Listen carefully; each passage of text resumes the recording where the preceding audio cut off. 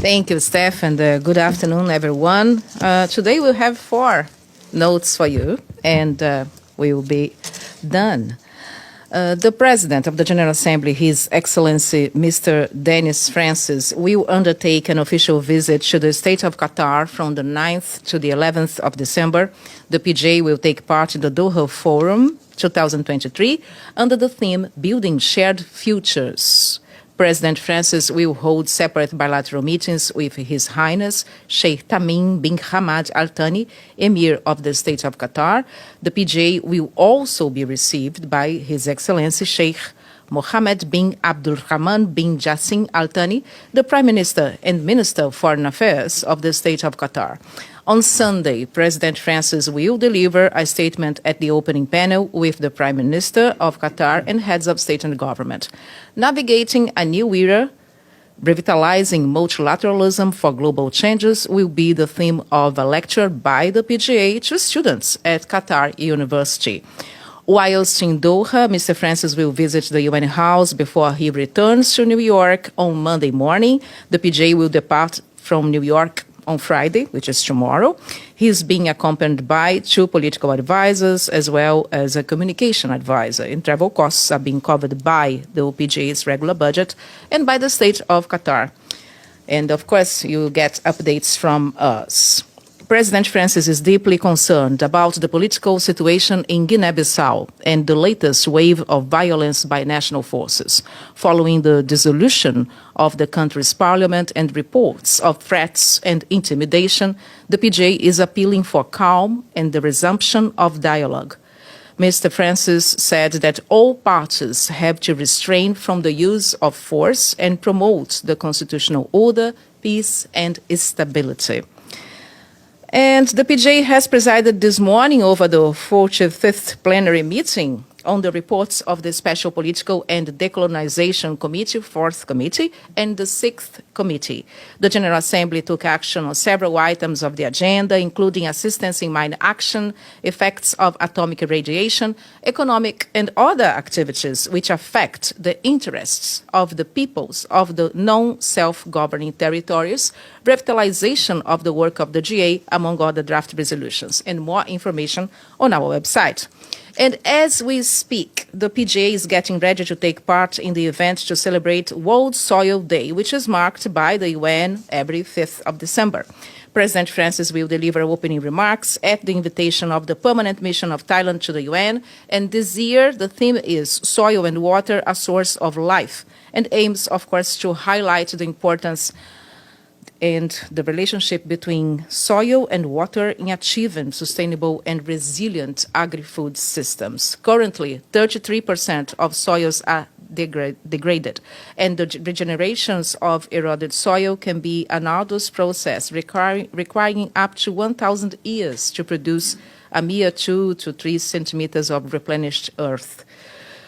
Last but not least, this afternoon, for your diaries, the General Assembly and the Economic and Social Council, ECOSOC, will hold a joint thematic event on landlocked developing countries. And this meeting is convened, you may remember, by PJ Dennis Francis and the President of the ECOSOC, Her Excellency Ms. Paula Narvaez. This joint event is being held under the theme Road to Kigali, News Program of Action for Landlocked Developing Countries as an accelerator of the implementation of the 2030 Sustainable Development Agenda. And these discussions today will provide input to the 3rd United Nations Conference on Landlocked Developing Countries, which is scheduled for June 2024 in Rwanda. So we're talking about next year. And this is everything we have for today. So why, okay, Deji here, and then after Deji I go to the screen, and then I come back to Stefano. Deji, go ahead. How are you today? Hi, good. Monica, we saw the Israeli officials attacking Secretary General, attacking UNRWA, attacking UN Women, Mr. Wenesland, Ms. Ling Hastings. How much does President of the General Assembly worried about these attacks on the damage of reputation and functioning of the United Nations? Well, first of all, these are not news to the PGA. You will remember that he expressed his opinion about this when it happened first in several interviews when he was asked. And he talked at length about the relationship that he has with the Secretary General. The Secretary General has been working very well with the PGA. They have an excellent relationship. They talk about this issue and other relevant issues to the UN. And this PGA, Deji, as you know, he is a very seasoned diplomat. He firmly believes in dialogue, in reaching consensus through conversation, through dialogue, not through arguments and attacks. And he believes that we have to remain civil in our exchanges. So, thank you. So has the PGA contact with the Israeli officials to convey this message not to have attacks but conversations? The PGA has had exchanges with the Israeli officials, but also with officials, or with representatives from the Palestinians from the very beginning. And he has been looking and working to serve as a bridge, as a facilitator of dialogue, because only dialogue